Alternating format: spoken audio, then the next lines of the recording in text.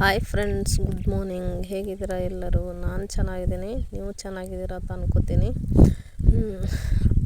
ನಂತರ ಇವಾಗ ನಾನು ನಿಮಗೆ ಒಂದು ರೆಸಿಪಿ ತೋರಿಸೋಣ ಅಂತ ಈ ವಿಡಿಯೋವನ್ನು ಮಾಡ್ತಿದ್ದೀನಿ. ನೋಡಿ, ಒಂದು ಪಾತ್ರೆ ಇಟ್ಕೊಂಡು ಪಾತ್ರೆಗೆ ಎಣ್ಣೆ ಹಾಕ್ಕೊಂಡು ಆಮೇಲೆ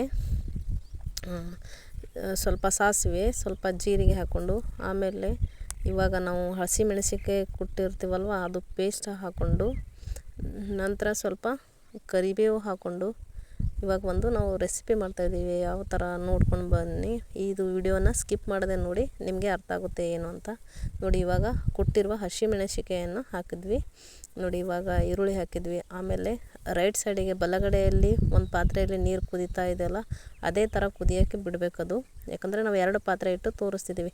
ಅಂದರೆ 2 in 1 ಒಂದೇ ರೆಸಿಪಿಯಿಂದ 2 ಮಾಡೋದು ಅಡುಗೆ, ಹಾಗಾಗಿ ತೋರಿಸ್ತೀನಿ. ಇವಾಗ ಈರುಳ್ಳಿ, ಹಸಿಮೆಣಸಿನ್ಕಾಯಿ ಪೇಸ್ಟು, ಆಮೇಲೆ ಕರಿಬೇವು, ನಂತರ ಆಮೇಲೆ ಸಾಸಿವೆ, ಜೀರಿಗೆ, ಎಣ್ಣೆ ಹಾಕ್ಕೊಂಡು ಈ ಥರ ನಾವು ಸ್ವಲ್ಪ ಫ್ರೈ ಮಾಡ್ಕೋಬೇಕು. ಫ್ರೈ ಮಾಡ್ಕೊಂಡಾದ್ಮೇಲೆ ಸ್ವಲ್ಪ ಅದು ಈರುಳ್ಳಿ ಮೆತ್ತಗಾಗೋವರೆಗೂ ಸ್ವಲ್ಪ ಪ್ಲೇಟ್ ಮುಚ್ಚಿ ಇಡಬೇಕು. ನಂತರ ಇವಾಗ ನೋಡಿ, ಈ ಕಡೆ ಸ್ಟವಲ್ಲಿ ಇದೆಯಲ್ಲ ಇನ್ನೊಂದು ಪಾತ್ರೆ, ಅದು ನೀರು ಕುದೀತಾ ಇದೆ. ಹಾಗೆ ನಂತರ ಅದು ಪೇಸ್ಟು ಸ್ವಲ್ಪ ಒಗ್ಗರಣೆ ಮೆತ್ತಗಾಗೋವರೆಗೂ ಹಾಗೇ ಇರಲಿ. ಇವಾಗ ನೋಡಿ, ನಾವು ಒಂದು ಬೇಸನ್ ಹಿಟ್ಟು, ನೀವು ಬೇಸನ್ ಹಿಟ್ಟು ಅಂತೀರ, ನಾವು ಕಡಲೆ ಹಿಟ್ಟು ಅಂತೀವಿ. ನಾವು ಕಡಲೆ ಹಿಟ್ಟು ಸಾಣಿಸ್ಕೊತಿದ್ದೀನಿ. ನೋಡಿ, ಈ ಥರ ಇದೆಲ್ಲ ರೆಸಿಪಿ ಏನು ಮಾಡ್ತಿದ್ದೀನಿ ಅಂತಂದರೆ ಇಷ್ಟೆಲ್ಲ ಮಾಡಿಕೊಂಡು ನೀವೇ ನೋಡಿ. ಈ ವಿಡಿಯೋನ ಒಟ್ಟೆ ಸ್ಕಿಪ್ ಮಾಡೋಕ್ಕೆ ಹೋಗಬೇಡಿ, ನಂತರ ನಿಮಗೆ ಅರ್ಥ ಆಗುತ್ತೆ ಈ ವಿಡಿಯೋ ಏನು ಅಂತ.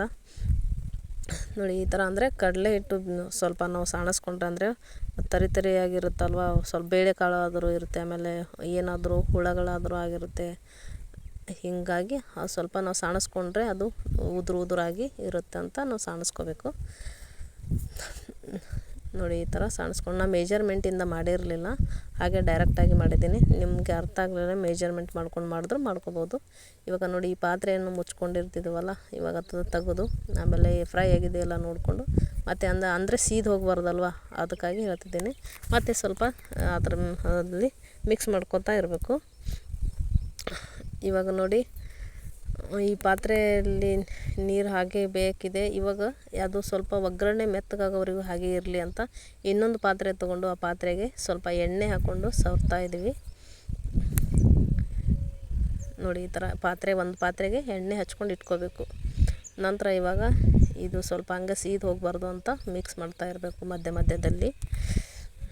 ನೋಡಿ, ಇದು ಸ್ವಲ್ಪ ಇದು ಸ್ಟವ್ ಮಾತ್ರ ಬಲಗಡೆ ಇರುವಂಥ ಸ್ಟವ್ ಮಾತ್ರ ಯಾವುದೇ ಕಾರಣಕ್ಕೂ ಆಫ್ ಮಾಡಬಾರ್ದು. ಇವಾಗ ನೋಡಿ, ಅದೇ ಒಗ್ಗರಣೆಗೆ ಸ್ವಲ್ಪ ಅರಿಶಿಣ ಹಾಕಿದ್ವಿ. ಅರಿಶಿಣ ಹಾಕ್ಕೊಂಡು ನೋಡಿ, ಇದು ಒಟ್ಟು ಆಫ್ ಮಾಡೋಕ್ಕೆ ಹೋಗಬೇಡಿ. ಬಲಗಡೆ ಸೈಡಲ್ಲಿರುವಂಥ ಪಾತ್ರೆ ಅದು ನೀರು ಅದೇ ಥರ ಇರಬೇಕು. ಅದು ನೀರು ಆಫ್ ಆದರೆ ನಾವಿಲ್ಲಿ ಹಾಕಿರುವಂಥ ಬೇಸನ್ ಹಿಟ್ಟು ಅಥವಾ ಕಡಲೆ ಹಿಟ್ಟನ್ನು ಗಂಟು ಆಗಬಾರ್ದು ಅಂತ ನೀರು ಸ್ವಲ್ಪ ಹಾಗೆ ಕುದೀತಾ ಇರಬೇಕು. ಇವಾಗ ಸ್ವಲ್ಪ ಉಪ್ಪು ಹಾಕಿ ಅರಿಶಿಣ ಹಾಕ್ಕೊಂಡ್ವಿ.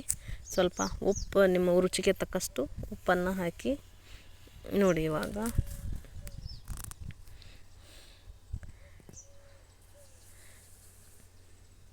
ನೋಡಿ, ನೀವು ಮೀಡಿಯಮ್ ಫ್ಲೇಮಲ್ಲಿ ಉರಿ ಇಟ್ಕೊಂಡು ಮಾಡಬೇಕು.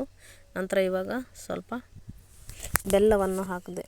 ಅಂದರೆ ಸ್ವಲ್ಪ ನಾವು ಇವಾಗ ಅಡುಗೆಯಲ್ಲಿ ಸ್ವಲ್ಪ ಸ್ವೀಟ್ ಇದ್ದರೆ ಹುಳಿಯು ಅಥವಾ ಸ್ವೀಟ್ ಇದ್ದರೆ ಸರಿ ಅಲ್ವಾ.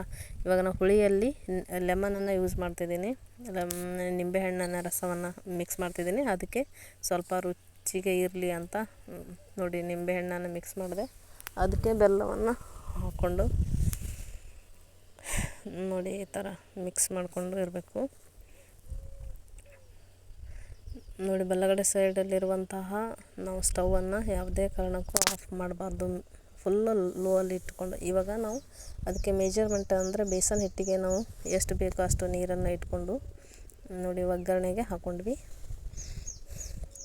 ಈ ಬಲಗಡೆ ಇಲ್ಲಿ ಇರುವಂತಹ ನೀರು ಇತ್ತಲ್ವ, ಅದು ನಾವೇನು ಮಾಡಿದ್ವಿ, ಒಗ್ಗರಣೆಗೆ ಸ್ವಲ್ಪ ಹಾಕ್ಕೊಂಡು ನೋಡಿ ಈ ಥರ ಇದು ಕೂಡ ನೀರು ಹೊಯ್ದಾಡ್ತಾ ಇದೆ, ಕುದೀತಾ ಇದೆ. ಇವಾಗ ನಾವೇನು ಮಾಡಿದ್ವಿ ಅಂತಂದರೆ ಕೊತ್ತಂಬರಿಯನ್ನು ಹಾಕ್ಕೊಂಡ್ವಿ. ನೋಡಿ, ಈ ಥರ ನೋಡಿ, ಈ ಥರ ಸಳಮಳ ಹೊಯ್ದಾಡ್ತಿರ್ಬೇಕು. ಇವಾಗ ಇದೇ ಒಗ್ಗರಣೆಯಲ್ಲಿನೇ ಅದು ನೀರು ನಮ್ಗೆ ಎಷ್ಟು ಮೆಜರ್ಮೆಂಟ್ ಬೇಕಿತ್ತಲ್ವ ಅದು ನೀರನ್ನು ತೊಗೊಂಡ್ವಿ. ಆ ಒಗ್ಗರಣೆಗೆ ಹಾಕಿದ್ವಲ್ವ ನೀರು, ಆ ಒಗ್ಗರಣೆ ಅರ್ಧ ಮಾಡ್ಕೊಂಡ್ವಿ. ಅಂದರೆ ನಮ್ಮ ಬೇಸನ್ ಹಿಟ್ಟಿಗೆ ಎಷ್ಟು ಬೇಕೋ ಅಷ್ಟೇ ನೀರು ಇಟ್ಕೊಂಡ್ವಿ. ನಂತರ ಈ ಕಡೆ ಬಲಗಡೆಯಲ್ಲಿರುವ ಪಾತ್ರೆಯಲ್ಲಿ ಸ್ವಲ್ಪ ಒಗ್ಗರಣೆಯನ್ನು ತಗೊಂಡ್ವಿ. ಇದು ಬಲಗಡೆಯಲ್ಲಿರುವಂಥ ಪಾತ್ರೆನ ಅದರಲ್ಲಿ ಯಾಕೆ ನಾವು ಒಗ್ಗರಣೆ ತಗೊಂಡ್ವಿ ಅಂತಂದರೆ ನೀವೇ ನೋಡಿ ಗೊತ್ತಾಗುತ್ತೆ. ಅಂದರೆ ಅದರಲ್ಲಿ ಕೂಡ ಇನ್ನೊಂದು ರೆಸಿಪಿ ಮಾಡ್ಬೋದು ಅಂತ. ಇವಾಗ ನೋಡಿ ಇದು ನಮ್ಮದು ರೆಡಿ ಆಗ್ತಾಯಿದೆ. ಏನಿದು ಅಂತಂದರೆ ಕಡಲೆ ಹಿಟ್ಟಿನ ಜುಣಕ, ಅಂದರೆ ವಡೆ. ಜುಣಕ ಅನ್ನೋಕ್ಕಿಂತ ನಾವು ವಡೆ ಮಾಡ್ತಾಯಿದ್ದೀನಿ. ವಡೆ ನೋಡಿ ಈ ಥರ ನೋಡಿ ಈ ಥರ ತಿರುಗ್ಕೊಳ್ಬೇಕು. ಈ ಒಗ್ಗರಣೆ ಏನಿದೆ ಅಲ್ಲ, ಈ ಕಡಲೆ ಹಿಟ್ಟು ನಾವೇನು ಹಾಕಿರ್ತೀವಲ್ಲ ಅದು ಗಟ್ಟಿ ಆಗುತ್ತಂದರೆ ಇದು ಒಗ್ಗರಣೆಯನ್ನು ನಾವು ಅದರಲ್ಲಿ ಮಿಕ್ಸ್ ಮಾಡಿಕೊಂಡು ಮತ್ತೆ ಸ್ವಲ್ಪ ಏನಂತಾರೆ ತಿಳಿಯಾಗಿ ಮಾಡ್ಕೋಬೋದು. ನೋಡಿ ಇದು ಗಟ್ಟಿ ಆಯಿತು ಅಂದರೆ ಈ ಬಲಗಡೆಯಲ್ಲಿರುವಂಥ ಒಗ್ಗರಣೆಯನ್ನು ಹೋಗಿ ಅದರಲ್ಲಿ ಮಿಕ್ಸ್ ಮಾಡಬೇಕು. ಇಲ್ಲ ನಮಗೆ ಕರೆಕ್ಟ್ ಆಯಿತು ಅಂದರೆ ಅಷ್ಟೇ ಇರಲಿ. ಅದರಲ್ಲಿ ಇನ್ನೊಂದು ರೆಸಿಪಿ ಹೇಳ್ತೀನಿ ನೋಡಿ. ಈ ಥರ ಬೇಸನ್ ಹಿಟ್ಟು ಕಡಲೆ ಹಿಟ್ಟು ಹಾಕ್ಕೊಂಡು ತಿರುಗಾಡ್ತಿರ್ಬೇಕು.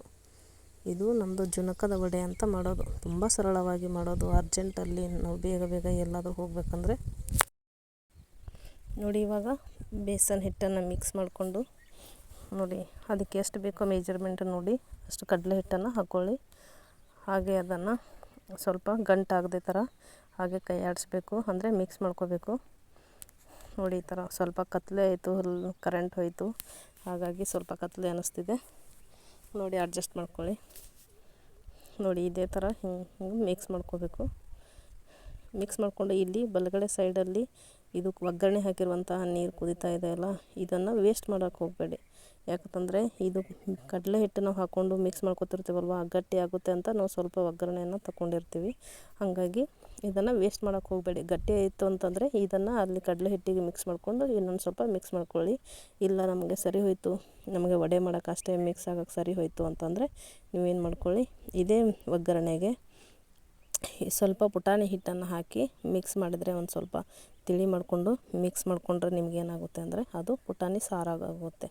ಹಾಗಾಗಿ ಒಂದರಲ್ಲಿ 2 in 1 ಅಂತ ಹೇಳಿರೋದು. ಒಂದರಲ್ಲಿ 2 ರೆಸಿಪಿಯನ್ನು ಮಾಡ್ಬೋದು. ನೋಡಿ ಅದೇ ಥರ ನಾವು ಎಷ್ಟು ಬೇಕಷ್ಟು ಕಡಲೆ ಹಿಟ್ಟನ್ನು ಹಾಕ್ಕೊಂಡು ಅದೇ ಥರ ಮಿಕ್ಸ್ ಮಾಡ್ಕೊತಾ ಇದ್ದೀವಿ. ನೋಡಿ ಸ್ವಲ್ಪ ಗಟ್ಟಿ ಆಯ್ತಲ್ವ, ಹಾಗಾಗಿ ಅದನ್ನು ಮಿಕ್ಸ್ ಮಾಡ್ಕೊತಾ ಇದ್ದೀನಿ. ನೋಡಿ ಸ್ವಲ್ಪ, ಯಾಕಂದರೆ ನಂದು ಕಡಲೆ ಹಿಟ್ಟು ಸ್ವಲ್ಪ ಜಾಸ್ತಿ ಆಯಿತು, ಇನ್ನು ಗಟ್ಟಿಯಾಗಿ ಅದು ಉಂಡೆ ಥರ ಹಾಕ್ಕೊಂಡು ಹಿಟ್ಟು ಡ್ರೈ ಆಗುತ್ತೆ ಅಂತ, ಹಾಗಾಗಿ ಇದು ಒಗ್ಗರಣೆಯನ್ನು ನಾನು ಅದರಲ್ಲಿ ಮಿಕ್ಸ್ ಮಾಡಿಕೊಂಡೆ. ಅಂದರೆ ಸ್ವಲ್ಪ ನಮಗೆ ವಡೆಗೆ ಎಷ್ಟು ಬೇಕೋ ಅಷ್ಟು ಮಿಕ್ಸ್ ಮಾಡಿಕೊಂಡು ಒಂದು ತಿಳಿ ಥರ, ಅಥವಾ ನಮ್ಮದು ಜಾಸ್ತಿ ತಿಳಿ ಮಾಡೋಕ್ಕೆ ಹೋಗಬೇಡಿ. ಜಾಸ್ತಿ ತಿಳಿ ಮಾಡಿದಾಗ ವಡೆ ಏನಾಗುತ್ತೆ ಸರಿ ಬರೋಲ್ಲ, ಮೆತ್ತಗಾದಂಗೆ ಆಗುತ್ತೆ. ಹಾಗಾಗಿ ಸ್ವಲ್ಪ ಗಟ್ಟಿಯಲ್ಲೇ ಇರಲಿ. ನೋಡಿ ಈ ಥರ ಬಲಗಡೆ ಇರುವ ಪಾತ್ರೆಯಲ್ಲಿ ತೊಗೊಂಡು ಒಗ್ಗರಣೆಯನ್ನು ಹಾಕ್ಕೊಂಡ್ವಿ. ನಮಗೆ ಎಷ್ಟು ಬೇಕಷ್ಟು ಮಿಕ್ಸ್ ಮಾಡ್ಕೊತಾ ಇದ್ದೀವಿ. ಇಲ್ಲ ನಮಗಿದು ಒಗ್ಗರಣೆ ಇನ್ನೂ ಉಳೀತು ಅಂತಂದರೆ ಹೇಳಿದ್ದೀನಲ್ಲ ಆಗಲೇ, ಪುಟಾಣಿಯನ್ನು ಮಿಕ್ಸಿಗೆ ಹಾಕ್ಕೊಂಡು ಅದು ಹಿಟ್ಟನ್ನು ಸೋಸ್ಕೊಂಡು ನಂತರ ಇದೇ ಒಗ್ಗರಣೆಗೆ ಮಿಕ್ಸ್ ಮಾಡಿಕೊಂಡ್ರೆ ಅದು ಪುಟಾಣಿ ಸಾಂಬಾರಾಗುತ್ತೆ. ಯಾಕಂದರೆ ಆಲ್ರೆಡಿ ಒಗ್ಗರಣೆ ಇರುತ್ತಲ್ವ, ಹಾಗಾಗಿ ಅದು ಸಾಂಬಾರಾಗಿಬಿಡುತ್ತೆ ನಮಗೆ.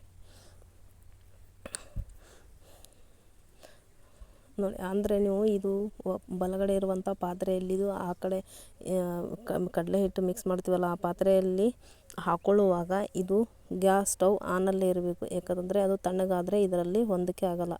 ಹಾಗಾಗಿ ಸ್ವಲ್ಪ ಅದು ಫುಲ್ ಲೋ ಅಲ್ಲಿದ್ದರೂ ಪರವಾಗಿಲ್ಲ, ಅದು ಗ್ಯಾಸ್ ಆನಲ್ಲೇ ಇರಬೇಕು, ಒಲೆ ಆನಲ್ಲೇ ಇರಬೇಕು. ನೋಡಿ ಇವಾಗ ಎಲ್ಲ ಮಿಕ್ಸ್ ಆಯಿತು. ನಮಗೆ ವಡೆಗೆ ಎಷ್ಟು ಬೇಕೋ ಅಷ್ಟು ಮೆಜರ್ಮೆಂಟಿಂದ ನೋಡಿ ಕರೆಕ್ಟಾಗಿ ಆಯಿತು.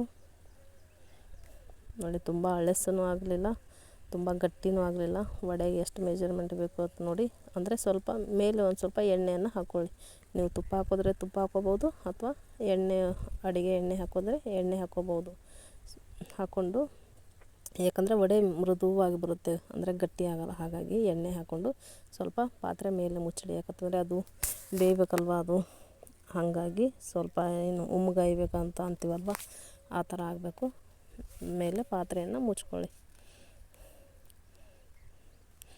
ಇಷ್ಟೆಲ್ಲ ಆದಮೇಲೆ ನಾವು ಈ ಮೊದಲು ತಾನೇ ಒಂದು ಪಾತ್ರೆಗೆ ಎಣ್ಣೆ ಹಚ್ಚಿಟ್ಟಿದ್ವಲ್ವ, ಇದನ್ನು ಒಯ್ದು ಆ ಪಾತ್ರೆಗೆ ಸೇರಿಸ್ಕೋಬೇಕಷ್ಟೆ. ತುಂಬ ಸರಳವಾಗಿ, ಅತಿ ಸುಲಭವಾಗಿ ಮಾಡುವಂಥದ್ದು. ಅದು ಸ್ವಲ್ಪ ಉಮ್ಗಾಯೋವರೆಗೂ ಫುಲ್ ಗ್ಯಾಸ್ ಲೋ ಅಲ್ಲಿಟ್ಟು ಫುಲ್ ಉಮ್ಗಾಯೋವರೆಗೂ ಇಡಿ. ಇಲ್ಲಿ ಸೈಡ್ ನಾವು ಏನು ಮಾಡ್ತಿದ್ದೀವಿ ಅಂತಂದರೆ ಫ್ರೀ ಇರೋದು ಬೇಡ ಅಂತ, ಎಲ್ಲ ಒಮ್ಮೆ ಮಾಡಿ ಇಟ್ಕೊಳ್ಳೋದು ಬೇಡ. ಅದು ಒಂದೊಂದು ಕೆಲಸ ಆಗುವಾಗ ಇಲ್ಲಿ ಒಂದೊಂದು ರೆಡಿ ಮಾಡ್ಕೋಬೇಕು ಅಂತ ಅದು ಬೇಯಿಸೋಕ್ಕಿಟ್ಟು ಇವಾಗ ನೋಡಿ ಒಣ ಕೊಬ್ಬರಿ ಇರುತ್ತಲ್ವ ಅದನ್ನು ಸ್ವಲ್ಪ ತುರಿಬೇಕು, ಅಂದರೆ ಹೆರ್ಚ್ಕೋಬೇಕು. ಅಂದರೆ ಅದು ಮೇಲೆ ಡೆಕೋರೇಷನ್ಗೆ ಬೇಕು ಅಂತ. ವಡೆ ಮಾಡ್ತೀವಲ್ವ, ವಡೆ ಮೇಲೆ ಇವಾಗ ನಾವು ಕರ್ದಂಟ ಆ ಥರ ಮಾಡಲ್ವ, ಆ ಥರ ವಡೆ ಮಾಡೋದಿದು ಜುನ್ಕದ ವಡೆ. ಕಡಲೆ ಹಿಟ್ಟಿಂದ ಜುನ್ಕದ ವಡೆ ಮಾಡುವಾಗ ಸ್ವಲ್ಪ ಕೊಬ್ಬರಿ ತುರಿದು ಇಟ್ಕೋಬೇಕು. ನೋಡಿ ಗ್ಯಾಸ್ ಫುಲ್ ಲೋ ಫ್ಲೇಮಲ್ಲಿದೆ ನೋಡಿ. ಇವಾಗ ಅಲ್ಲೇ ನಾವು ಒಂದು ಪಾತ್ರೆಗೆ ಎಣ್ಣೆ ಹಚ್ಚಿ ಇಟ್ಕೊಂಡ್ವಿ, ಇನ್ನೊಂದು ಪಾತ್ರೆಯಲ್ಲಿ ಒಣ ಕೊಬ್ಬರಿಯನ್ನು ತುರಿದಿಟ್ಕೊಂಡ್ವಿ ನೋಡಿ. ಈ ಥರ ಅಂದರೆ ಜಾಸ್ತಿ ಹೊತ್ತು ಬಿಡೋಕ್ಕೆ ಹೋಗಬೇಡಿ, ಅದು ಹೋಗಿಬಿಡುತ್ತೆ, ಹೋಗೋ ಚಾನ್ಸಸ್ ಇರುತ್ತೆ. ಹಾಗಾಗಿ ನೀವು ಫುಲ್ ಹೈ ಫ್ಲೇಮಲ್ಲಿ ಇಟ್ಟರೆ ಏನಾಗುತ್ತೆ, ಫುಲ್ ಹೋಗಿಬಿಡುತ್ತೆ. ಹಾಗಾಗಿ ಲೋ ಫ್ಲೇಮಲ್ಲಿ ಇಟ್ಟಿನೇ ನೀವು ಅದು ಎಣ್ಣೆ ಹಾಕಿ ಉಮ್ಗಾಯಕ್ಕೆ ಬಿಡಬೇಕು ನೋಡಿ. ಆವಾಗವಾಗ ಸ್ವಲ್ಪ ಈ ಥರ ಮಿಕ್ಸ್ ಮಾಡ್ತಾ ಇರಬೇಕು, ಅಂದರೆ ಅದು ಹೋಗೋ ಚಾನ್ಸಸ್ ಇರೋಲ್ಲ ನೋಡಿ. ಇವಾಗ ಫುಲ್ ಹದ ಬಂತು ನೋಡಿ, ಈ ಥರ ಆಗಿಬಿಡ್ತು ಇವಾಗ ನೋಡಿ. ಆವಾಗವಾಗ ಅದು ಮಿಕ್ಸ್ ಮಾಡ್ತಾ ಇರಬೇಕು. ಅಂದರೆ ನಾವು ಅದು ಒಗ್ಗರಣೆ ಹಾಕಿ ಹಿಟ್ಟು ಮಿಕ್ಸ್ ಮಾಡಿದ ತಕ್ಷಣ ಹಾಕಿದ್ರೆ ಅದು ಹಸಿ ಆಗಿಬಿಡುತ್ತೆ. ಹಾಗಾಗಿ ಸ್ವಲ್ಪ ಎಣ್ಣೆ ಹಾಕಿ ಅದು ಬೇಯಕ್ಕೆ ಬಿಟ್ಟರೆ ಅದು ಫುಲ್ ಒಗ್ಗರಣೆಯಲ್ಲಿ ಮಿಕ್ಸ್ ಮಾಡಿಕೊಂಡು ಒಳ್ಳೆ ಘಮ ಬರುತ್ತೆ ಅಂತ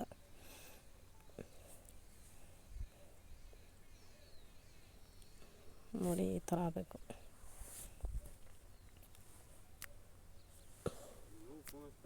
ಇವಾಗ ಬಲಗಡೆ ಪಾತ್ರೆಯಲ್ಲಿರುವಂಥ ನೋಡಿ. ಇವಾಗ ಪಾತ್ರೆಗೆ ಎಣ್ಣೆ ಹಾಕ್ಕೊಂಡಿದ್ದೀವಲ್ವ, ಅದು ಎಣ್ಣೆ ಹಾಕ್ಕೊಂಡು ಇವಾಗ ಎಣ್ಣೆ ಹಚ್ಚಿದ ಪಾತ್ರೆಗೆ ಈ ಮಿಕ್ಸ್ ಮಾಡಿರುವಂತಹ ಬೇಸನ್ ಹಾಕಿದ್ದೀವಲ್ಲ, ಒಗ್ಗರಣೆದು ಮಾಡ್ಕೊಂಡಿದ್ದೀವಲ್ಲ ಅದು